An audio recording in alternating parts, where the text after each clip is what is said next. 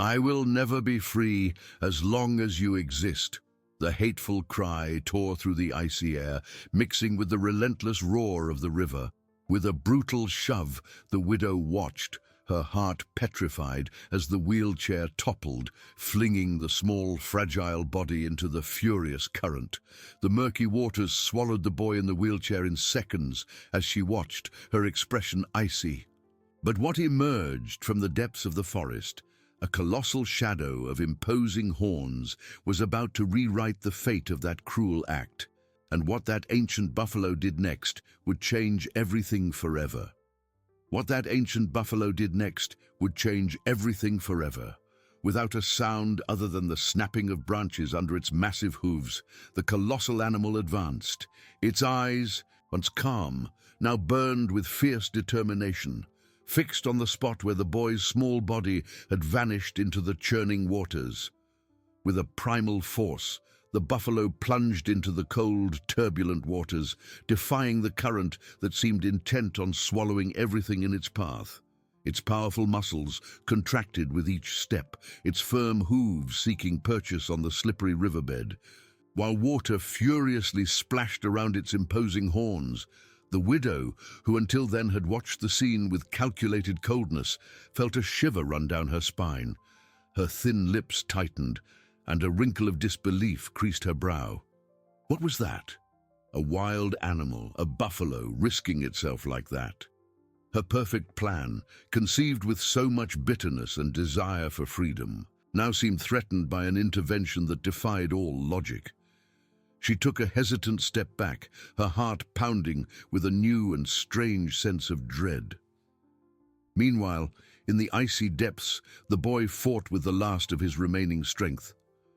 Water invaded his lungs, darkness embraced him, and fear paralyzed him. His small arms, weakened by illness and shock, tried in vain to grasp something, anything that could save him from that abyss. Suddenly, an immense dark shadow emerged through the murky water. It wasn't death, but something solid, warm, and inexplicably protective. The buffalo, with instinctive precision, reached the boy. With a gentle yet firm movement of its head, it managed to lift the small body above the waterline, supporting him delicately on its broad, muscular back. The boy coughed, expelling water, and his eyes slowly opened. Instead of darkness and panic, he saw the animal's dark, wet fur, the steam rising from its body, and the unwavering strength that held him safe. There was no ferocity in the buffalo's eyes, only a deep stillness, a silent vigilance. It was an unexpected guardian, an angel with horns. The little one instinctively clung to the animal's mane, feeling the warmth and pulse of a life that by some miracle seemed to have come to rescue him. The widow watched, open-mouthed, the surreal scene. The buffalo, with the boy safe on its back, began to move slowly towards the opposite bank, where the current was less merciless. Her icy expression gave way to a mixture of shock and contained rage. This couldn't be happening. That animal was stealing her freedom, exposing her cruelty, undoing her act. Her fists clenched, nails digging into her palm. What would she do now? The buffalo, with each firm step, was not only saving a life but also beginning to unravel a dark truth. Promising a justice the widow never imagined would reach her. The boy's destiny and hers had just been rewritten by an act of wild altruism. The boy's destiny and hers had just been rewritten by an act of wild altruism. The widow, her face contorted with fury, watched the buffalo emerge from the muddy waters, the boy still clinging to its back. Each heavy step the animal took towards the opposite bank was a stab to her embittered heart.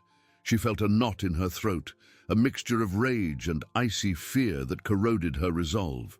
Her eyes swept the forest, searching for any sign of witnesses. The solitude of the place, once an accomplice, now reflected her cruelty. She needed to act fast. On the other side of the river, the majestic buffalo finally reached solid ground.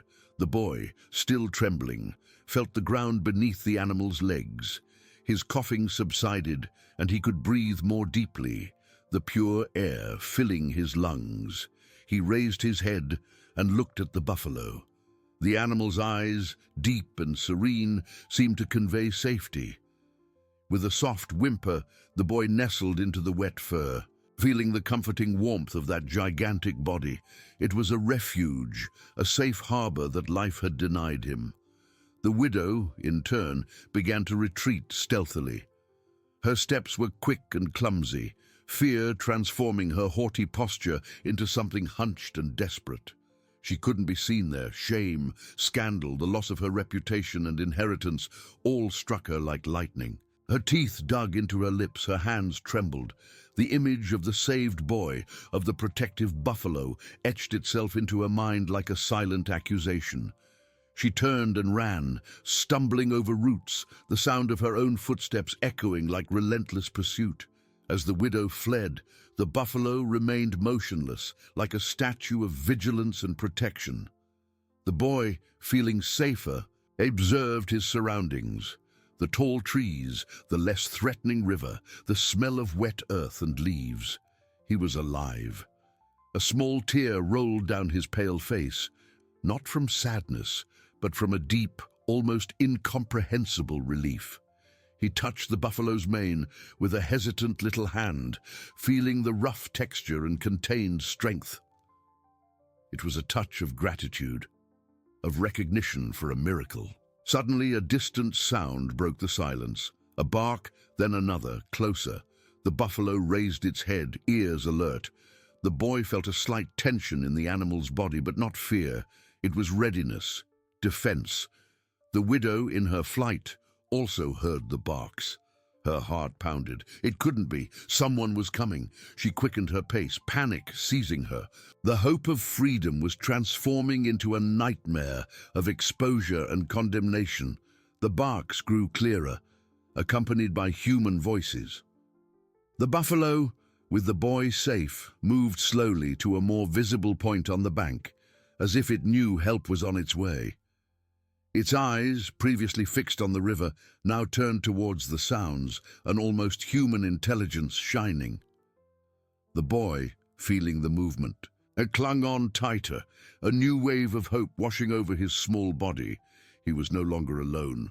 The imposing buffalo was not just a savior, but a herald of a new life, of a home and a love he had never known. Justice, slow and inexorable, began to weave its threads, and the widow, in her desperate flight, had no idea how close she was to being caught.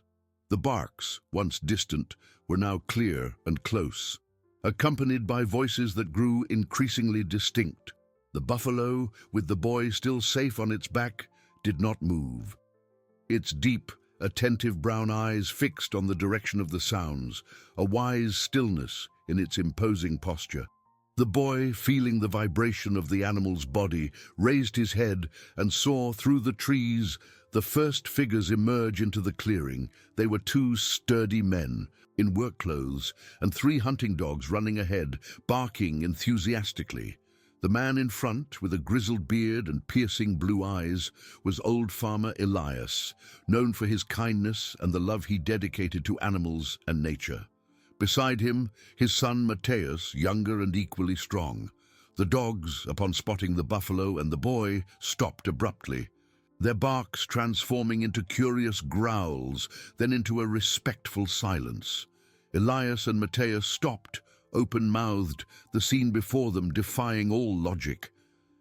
There stood the buffalo, majestic and serene, and on its back, a pale, wet boy, but alive, clinging to its mane like a small castaway. Elias's eyes widened. He took off his hat, running a hand over his forehead, as if to make sure he wasn't dreaming. Mateus, in turn, brought a hand to his mouth, a mixture of astonishment and relief filling his face. "For God's sake, Father, what is this?" Mateus murmured, his voice choked. Elias, without answering, advanced slowly, his eyes fixed on the boy. "Boy, are you all right?" he asked, his voice hoarse with emotion. The buffalo made no move to stir. It remained there, like a silent guardian. The boy, hearing the gentle voice, let out a small sob. His eyes, once full of fear, now shone with newfound hope. He couldn't speak, but a small nod of his head and a faint, almost imperceptible smile were his answer. Elias felt a tightening in his chest. That boy, so fragile, so vulnerable, had been saved by a miracle. Meanwhile, the widow ran through the forest, panic transforming each branch into a whip, each shadow into a pursuer. The barks and human voices echoed in her mind like bells of condemnation. She stumbled and fell, scraping her knees, but the physical pain was insignificant compared to the terror that invaded her. Her plan, so meticulously orchestrated, had crumbled in a way she could never have foreseen. A buffalo, a wild animal, had come between her and her long-dreamed-of freedom. She rose unsteadily, her face stained with dirt and tears of frustration. The image of the boy on the buffalo's back repeated in her mind, a surreal scene that tormented her. That animal had not only saved the boy, but was about to expose her cruelty to the world. What would they say? How would she explain? The inheritance, her reputation, everything was at stake. Her fists clenched, no longer from rage, but from deep despair. Elias cautiously approached the buffalo and the boy. The animal, in an impressive gesture of trust, lowered itself slightly, allowing the farmer to approach the little one. With gentle hands, Elias helped the boy dismount from the warm, protective back. Touching the fragile body, he noticed the dampness of his clothes and the cold the boy felt. "He's freezing, Mateus. We need to warm him up," Elias said urgently. Mateus, already hurrying to take off his own jacket, noticed something on the riverbank, a little further on. "Father, look!" Elias followed his son's gaze. There, caught between some rocks and branches, was what appeared to be an overturned wheelchair, partially submerged in the still churning waters. A shiver ran down his spine. The scene fit together in a terrible way. The boy, in a wheelchair, in the river, and now saved by a buffalo. The cold, cruel truth began to reveal itself. Justice, with the arrival of those men and the undeniable evidence, was about to manifest. The widow, in her flight, did not know that the net was already closing in. Justice, with the arrival of those men and the undeniable evidence, was about to manifest. The widow, in her flight, did not know that the net was already closing in. Elias, his heart heavy, knelt beside the boy, who was now trembling from cold and deep shock. The farmer's eyes, full of compassion, met those of the little one, who clung to him with silent intensity. Mateus quickly took off his thick wool jacket and carefully wrapped it around the boy's tiny body, trying to warm him. The buffalo, like a benevolent guardian, remained close, its massive presence offering a strange sense of security. "My God, what horror!" Elias murmured, stroking the boy's wet hair. "Who would do such a thing?" His eyes turned to the overturned wheelchair, a silent testament to the cruelty that had occurred there. The image of the boy in a wheelchair, abandoned to his fate in the river, made a knot tighten in his throat. He felt a wave of fury mixed with the deepest sadness. That small being, so fragile, had faced terror alone, saved only by a miracle of nature. The boy, feeling the warmth of the jacket and Elias's gentle touch, rested his head on the farmer's shoulder. A trembling sigh escaped his lips, and a solitary tear rolled down his pale face. It wasn't a tear of pain, but of exhaustion, and perhaps the first glimpse of relief in a long time.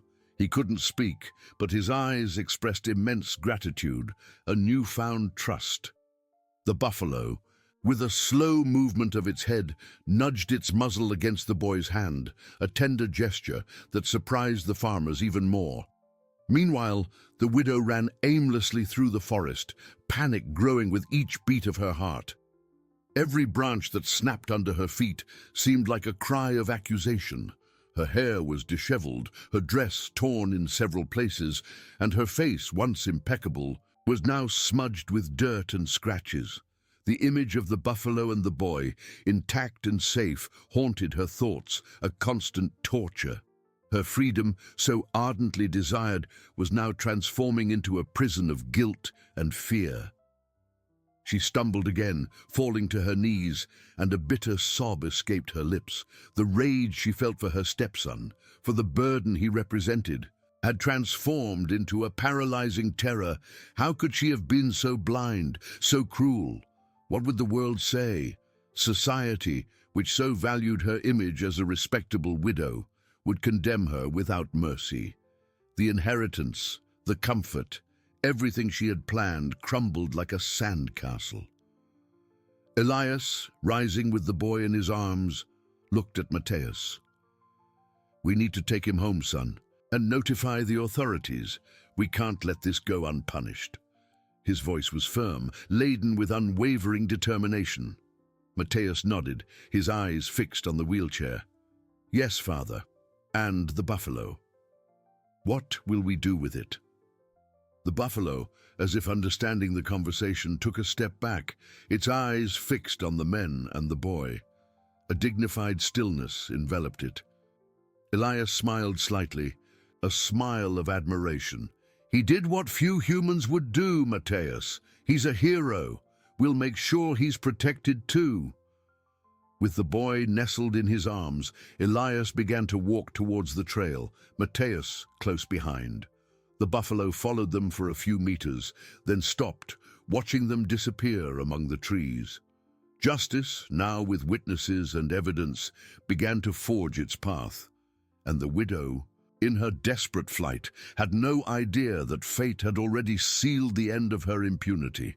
Justice, now with witnesses and evidence, began to forge its path, and the widow, in her desperate flight, had no idea that fate had already sealed the end of her impunity. Elias, with the boy nestled in his arms, felt the weight of that small body, the weight of a story of abandonment and miracle. His eyes filled with protective tenderness.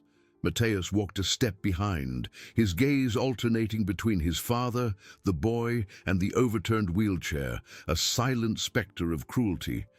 The boy, exhausted, had fallen asleep in Elias's arms, his face pale, but with an expression of peace. The warmth of Matthäus's jacket and the farmer's gentle sway were a balm for his traumatized soul.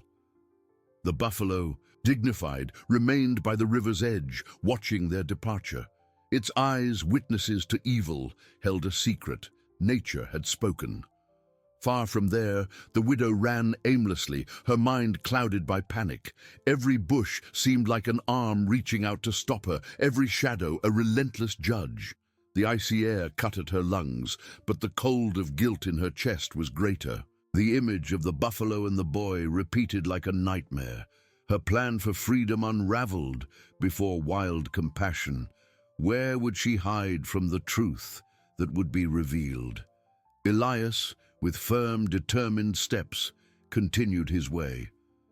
"We need to take him to town, Matthäus," he said, his voice grave and resolute, laden with indignation. "Present him to the authorities. This cannot go unpunished. Someone needs to pay for this evil." Matthäus nodded, his brow furrowed. "Yes, father, and the buffalo. He needs to be protected too. He's a special animal, a true hero." The human connection between father and son strengthened in the face of injustice. Upon reaching the dirt road, Elias signaled to Matthäus, "Get the truck, I'll take him there gently." The boy, feeling the movement, opened his eyes, gazing at Elias with a trust that warmed the farmer's heart. It was a look of surrender, of someone finally finding a safe harbor. The buffalo, which had followed them from a distance, stopped at the forest's edge, a majestic figure, as if bidding farewell but ensuring its mission. The widow, panting and with torn clothes, finally managed to reach her property. But the feeling of security was a cruel illusion. The house, once her refuge, now seemed like a cramped cage. The walls whispered accusations, the objects silent witnesses to her cruelty. She threw herself onto a velvet armchair, her body trembling. Society, her family, how would they react? The inheritance, respect, Everything was slipping away. The longed-for freedom had transformed into the prison of her conscience and impending judgment.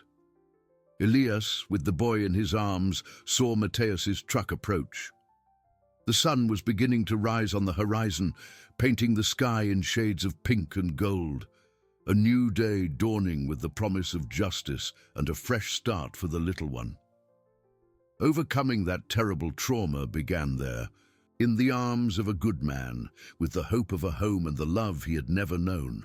The buffalo in its stillness had been the herald of a new era. The buffalo in its stillness had been the herald of a new era.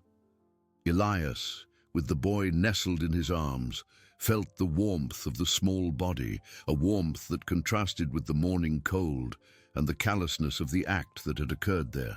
Mathias's truck, an old but sturdy model, was already on the dirt road, waiting. Carefully, Elias settled the boy into the passenger seat, wrapping him even tighter in the wool jacket. The little one, though still pale, seemed calmer, his large, dark eyes fixed on the farmer's gentle face. Mathias took the wheel, and the vehicle slowly departed, raising a cloud of reddish dust. Elias held the boy's small hand, conveying security. "We're going to town, my little one. You'll be safe there," he murmured, his voice choked with emotion. The boy squeezed Elias's hand, a silent gesture of trust that broke the old farmer's heart. The buffalo at the forest's edge watched the truck drive away, its imposing silhouette against the rising sun, like a guardian who had fulfilled its mission. Meanwhile, in the mansion that had once been her sanctuary, the widow staggered through the corridors, panic transforming every shadow into an accusing ghost. Her hair was tangled, her silk dress torn and dirty, and her face, once marked by haughtiness, now displayed a mask of terror and despair. She threw herself into the living room armchair, her body trembling, her hands cold. The image of the buffalo and the boy, safe and sound, repeated in her mind, an incessant torment. The freedom she so longed for had transformed into the cruelest of prisons, that of her own conscience. She needed to think, to find a way out, but her mind was in a whirlwind. She rose abruptly, determined to find something, anything, that could help her escape or justify her act. Her eyes swept the room, stopping at her late husband's old oak desk, a piece of furniture she rarely touched.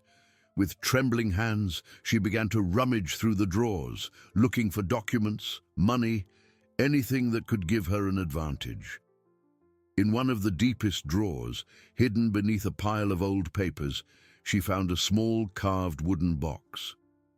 She had never seen it before. Curious, and with a thread of hope that it might contain something valuable, she opened it. Inside there were no jewels or money, but a small leather diary and a faded photograph. The photo showed her late husband, smiling, holding his small stepson in his lap, still a baby, the boy's eyes full of life. The diary, in her husband's handwriting, was open to a page. The widow read the words, and the air seemed to thin in her lungs. "My dear son, you are the light of my life. I know your condition is a challenge, but your spirit is strong. I promise I will always protect you and that you will have everything you need. I leave these words so you know how much you are loved, and so that if one day I am gone, your stepmother, who promised to care for you, will keep her word. There is a small fund, separate from the main inheritance, to ensure your future, so you will never lack for anything." Her husband's words, coming from the past, struck her like lightning. The separate fund, the promise of care, the unconditional love. The cruelty of her act, which she had justified as a financial and emotional burden, now revealed itself as an even deeper betrayal, an affront to the memory of the man she had loved and to the boy's innocence. She had not only tried to take her stepson's life, but had also dishonored her husband's last will, making her crime even more heinous. The box fell from her hands, and a muffled cry of despair and remorse tore through the silence of the room. The turning point had arrived, and with it, the terrible truth of her own soul. The wooden box, now empty of its secret, lay on the floor, and the widow's muffled cry reverberated through the silent walls of the room. It was not a cry of rage, but of a despair so profound it seemed to tear at her very soul. Her husband's words, written with so much love and trust, danced before her eyes like accusing ghosts. "Your stepmother, who promised to care for you, keep your word." The promise, the oath she had made on his deathbed, now seemed a distant echo, a cruel lie that corroded her from within. The separate fund, the guarantee of a future for the boy, unmasked her innermost justification that he was a financial burden. He wasn't. She was the burden, the stain, the traitor. Her hands trembled uncontrollably, and she brought them to her face, feeling the dampness of the tears she couldn't hold back. Her face, once haughty and impeccable, was now disfigured by guilt and dread. She had not only tried to take the life of an innocent child, but had also profaned the memory of the man she had loved, disrespecting his last will. The cruelty of her act, once justified by the pursuit of freedom and comfort, now revealed itself in all its heinousness. The sandcastle of her excuses had crumbled, leaving her exposed to the naked, raw truth of her own wickedness. What would she do now? How would she face the world, herself? Society, which so valued her image as a respectable widow, would condemn her without mercy. The panic that had once driven her to flee now paralyzed her, transforming the luxurious room into a cell of mental torture. Meanwhile, in Mateus's old truck, the rising sun bathed the dirt road in golden hues, promising a new day and a new beginning. Elias drove carefully, feeling the boy's small body nestled in his arms. The child, exhausted, had fallen asleep again, his face pale, but with an expression of peace that warmed the farmer's heart. Mateus, at the wheel, cast worried and affectionate glances at his father and the boy. The wool jacket enveloped the little one like a protective embrace, and the warmth of the vehicle, along with Elias's gentle touch, was a balm for his traumatized soul. Upon arriving in the small town, Elias drove directly to the police station. The gravity of the situation was palpable. With a firm voice, yet choked with emotion, he recounted what had happened, the story of the boy, the buffalo, and the wheelchair found in the river. The officer on duty, a middle-aged woman with kind eyes, listened attentively, her face contorting in a mixture of shock and indignation. The boy, awakened by the movement, clung to Elias, his large, frightened eyes seeking security. The officer, with a compassionate look, approached. "Don't worry, my angel. You're safe now," she said, reaching out a hand to stroke the little one's wet hair. Justice, with the arrival of that good man and the undeniable evidence, began to weave its threads, not only to punish cruelty, but to ensure that the little one finally found the home and love he had been denied. The officer on duty, named Clara, a middle-aged woman with wisdom etched in her gaze, listened to Elias with a seriousness that deepened with each word. Her kind eyes, once curious, now reflected growing indignation. The boy, nestled in Elias's arms, felt the farmer's comforting warmth, but his small shoulders still trembled slightly. Clara, hearing the mention of the wheelchair and the river, brought a hand to her mouth, an instinctive gesture of shock. "My God," she murmured, her voice choked. It's indescribable." She leaned towards the boy, offering a gentle smile. "You're a very brave boy, my angel. We're here to take care of you." Immediately, Clara contacted Child Protective Services and a social assistance team. The priority was to ensure the child's health and safety. A doctor was called to examine him, and a social worker, Donna Lucia, with white hair and a soft voice, arrived within minutes, her expression worried. She approached Elias and the boy, her gaze assessing the situation with professionalism and compassion. Bureaucracy, which often seemed cold, gained a human face in the presence of such fragility. Far from there, in the mansion, The widow lay on the floor, exhausted, her husband's diary still open beside her. His words, full of love and trust, were a slow poison spreading through her veins. The separate fund for the boy, proof that he had never been a financial burden, crushed her last line of defense. She dragged herself to the armchair, her body heavy, her mind in a whirlwind. The image of the buffalo, majestic and protective, and the boy saved, repeated like a horror film. The freedom she so longed for had transformed into an invisible shackle, forged by guilt and fear. She tried to think, tried to find a justification, a way out, but her mind was in a dense fog. How could she face society? In everyone's eyes, she was the respectable widow, the woman who mourned her husband's loss. Now, that facade crumbled, revealing the cruelty she had tried to hide. The panic of being exposed, of having her name dragged through the mud, was a torment greater than any physical pain. She felt a shiver run down her spine. The net was closing in. At the police station, the boy, after being examined by the doctor, who confirmed his state of shock and mild hypothermia, but no serious injuries, was gently settled in a warmer room. Elias didn't leave him for a second. He sat beside him, holding his hand, transmitting a calm that the little one absorbed like a sponge.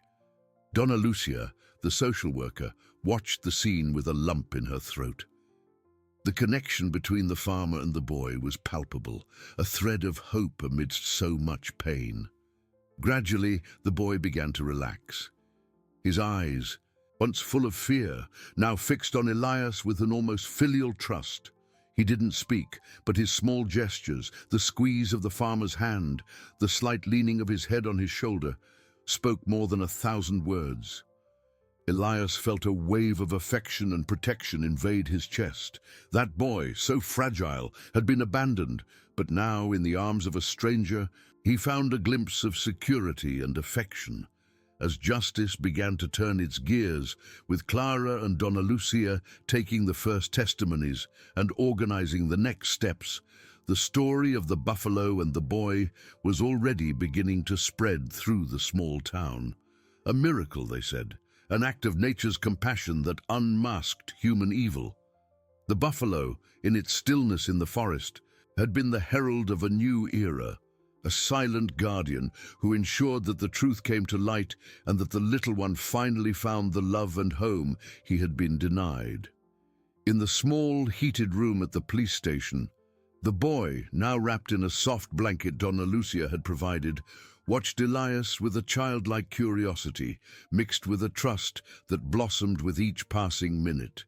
His eyes, once clouded by terror and exhaustion, now shone with a slight interest as the farmer, in a calm, gentle voice, described the farm's landscape. The green fields, the serene stream that ran through his lands, a place of peace, not danger, and the animals that lived there. Elias felt the weight of the responsibility he had taken on, but also an unexpected joy at seeing the little one react, even if with a nod of his head or a slight squeeze of his hand. Donna Lucia, the social worker, sitting a little apart, observed the interaction with a discreet smile and a lump in her throat. The connection between the two was undeniable, a balm amidst so much pain. Clara, the officer on duty, had already initiated formal procedures. With Elias's detailed description and information about the widow, her full name, the address of the imposing mansion, and the stepmother-stepson relationship, the investigation gained shape and speed.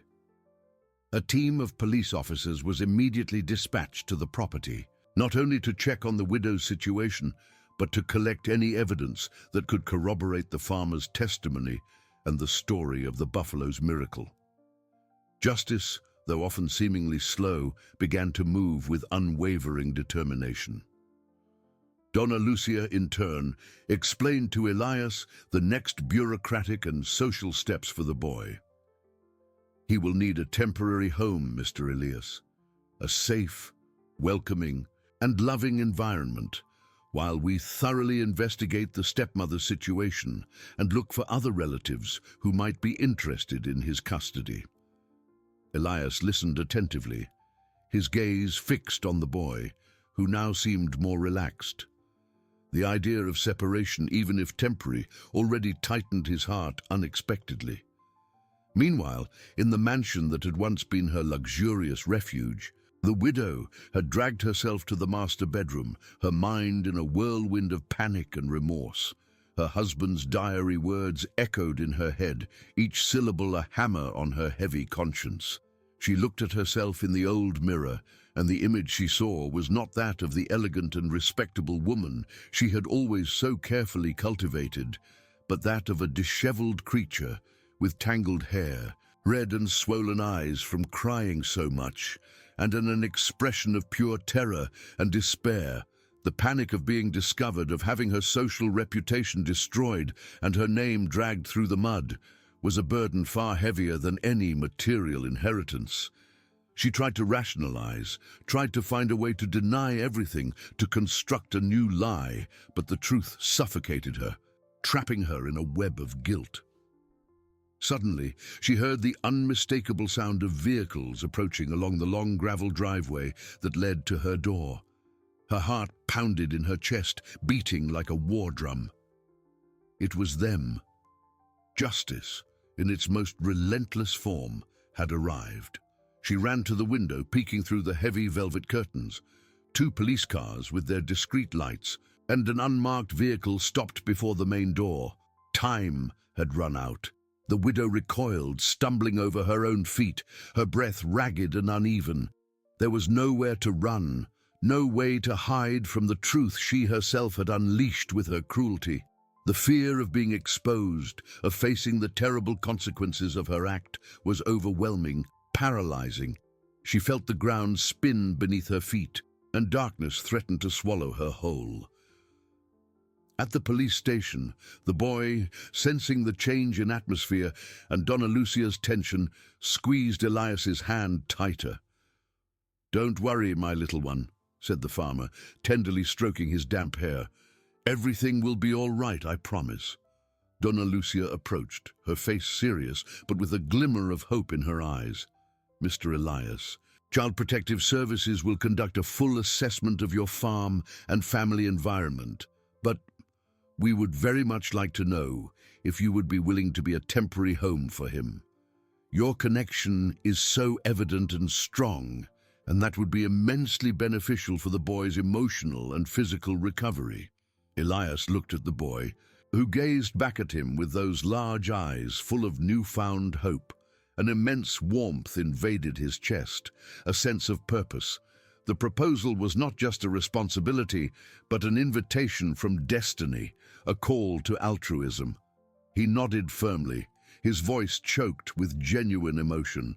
"Yes, Donna Lucia, I would be more than honored to care for him. He will have a home and all the love he needs."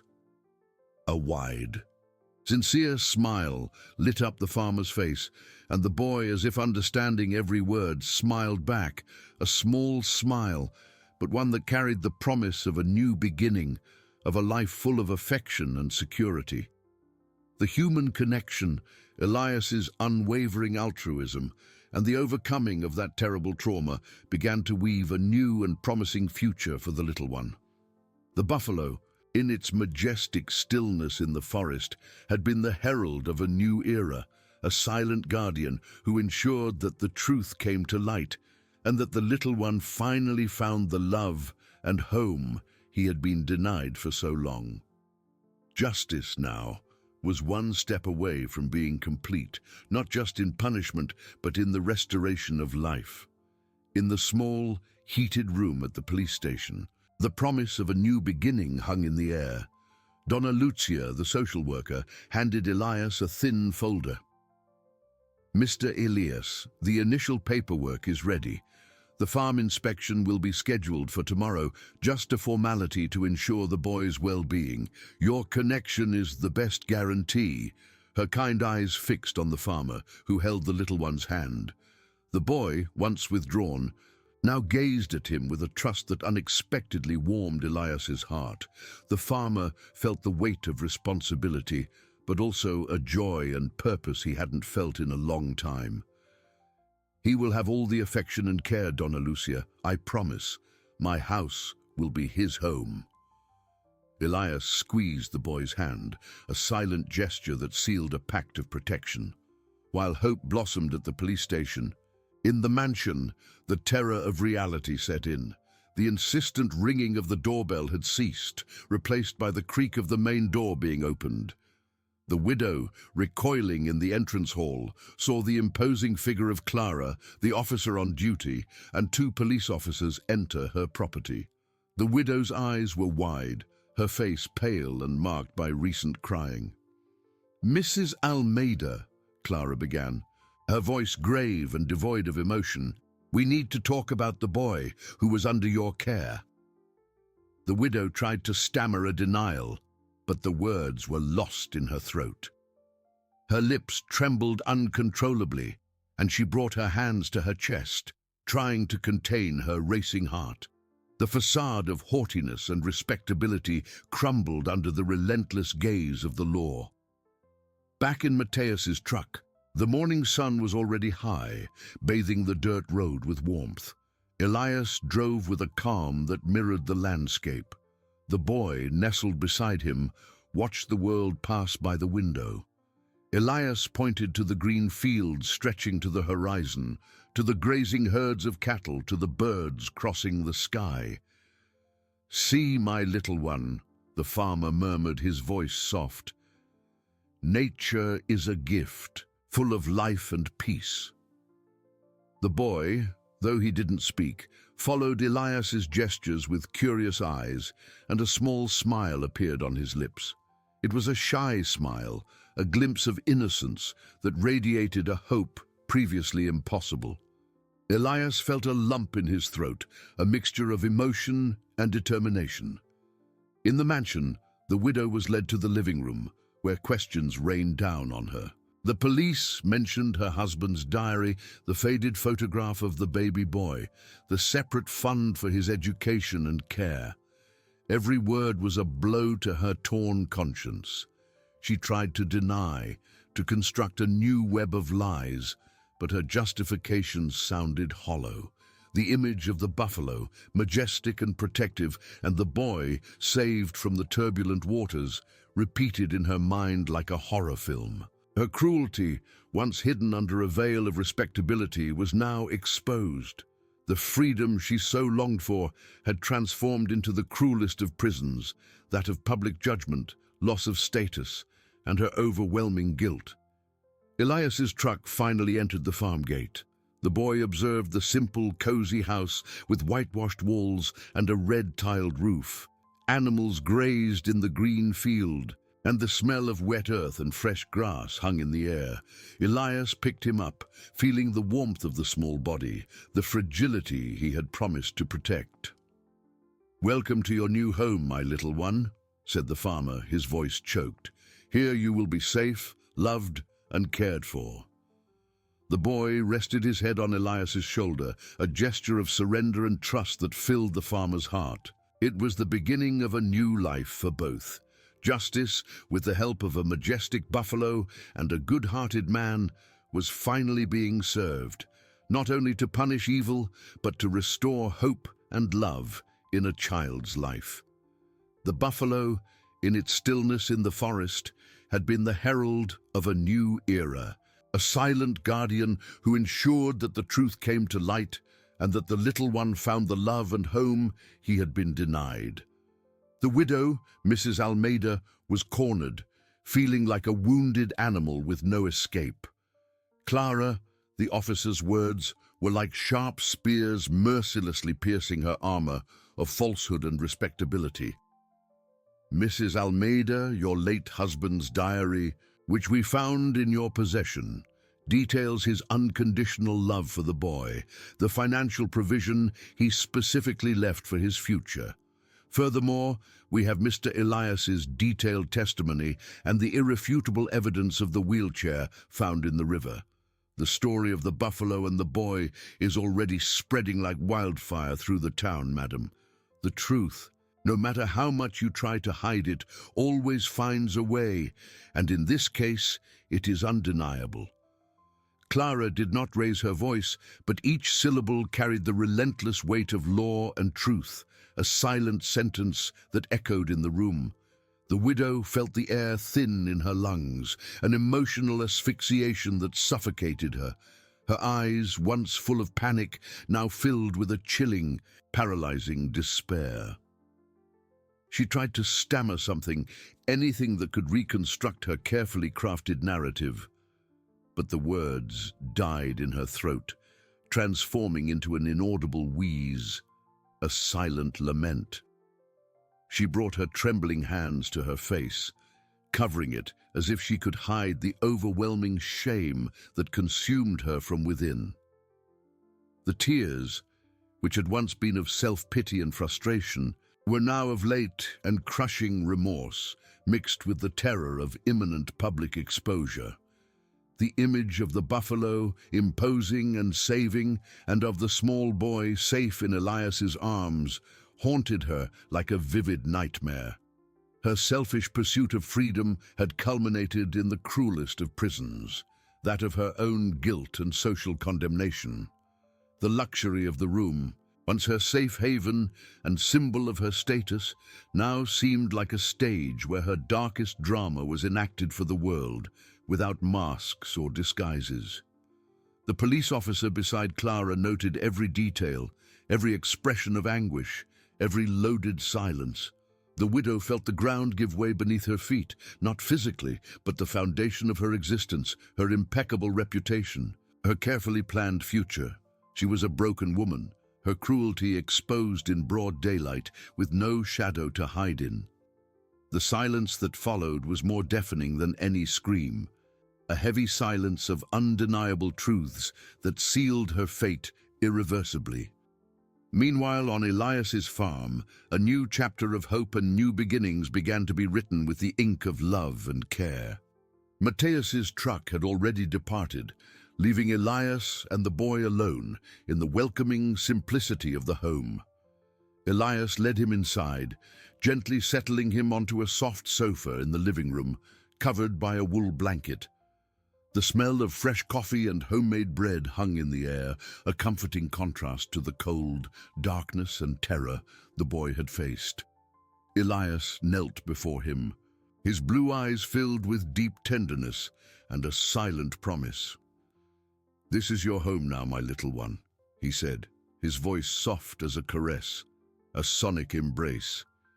"You are safe, and you will never be alone again, I promise." The boy, who until then had only watched with contained curiosity, extended a pale little hand and touched Elias's bearded face, a hesitant gesture, yet full of newfound trust, a faint thread of hope. His large eyes, once so full of fear and uncertainty, now shone with a faint light of hope and acceptance, reflecting the genuine kindness he saw in the farmer. Elias felt a lump in his throat, and tears welled in his own eyes, tears of pure emotion and gratitude for that moment. He embraced the boy delicately, feeling the small body nestle against his, a sign of surrender and acceptance worth more than 1,000 words. "I promise," Elias whispered, his voice choked with emotion, "that I will take care of you, that you will have all the love in the world and the security you deserve." In the warmth of that room, far from the cruelty and abandonment that had almost cost him his life, the boy found not just a roof, but an open heart, a true home. The connection forming between them was a miracle in itself, a testament to the power of altruism and the human capacity to heal the deepest wounds. The sun, streaming through the window, bathed the room in a golden, welcoming glow, illuminating the small smile that now formed on the boy's lips, a smile that promised a future of peace, joy, and affection. The buffalo, in its majestic stillness, had fulfilled its role as guardian, and now life, in its infinite wisdom, wove a new destiny for the little orphan, a destiny of unwavering love and security. Justice was not just the punishment of evil, but the complete restoration of an innocent life. The silence in the mansion's living room was broken by the sound of Clara's pen. Mrs. Almeida, undone on the sofa, had her eyes fixed on a distant point, her mind trying to escape the cruel reality. Her pale, intertwined hands revealed the fragility of her soul and her despair. She no longer tried to deny. The truth, like a surging river, had overflowed, sweeping away her lies. The image of the boy, his frightened face, the wheelchair slipping into the waters, repeated itself. Remorse, once a whisper, now screamed in her conscience, a burden heavier than any chain. Clara, in a firm voice, explained the legal steps. Mrs. Almeida would be formally charged with abandonment of a helpless person. The boy's custody would be permanently transferred. Society, once her admirer, would now view her with repulsion. Her name, synonymous with elegance, would be stained forever. The freedom she sought transformed into a prison of guilt and isolation. She nodded, a gesture of resignation, her shoulders slumped under the invisible weight of her cruelty. There were no more tears, only an icy void, the realization of having destroyed not only a child's life, but also her own. On the farm, the afternoon sun filtered through the kitchen windows, warming the room. Elias prepared a simple snack, fresh bread with jam and warm milk. The boy sat at the table, his feet swinging, observing the farmer's every movement with curiosity. It was a scene of peace, a stark contrast to the terror of days past. Elias smiled at him.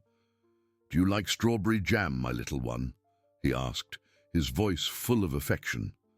The boy nodded and, for the first time, emitted a soft murmur of approval, a small sound, but to Elias it sounded like the most beautiful of melodies, a sign that life was returning to that small being. Donna Lucia, the social worker, had arrived at the farm earlier with a representative from Child Protective Services.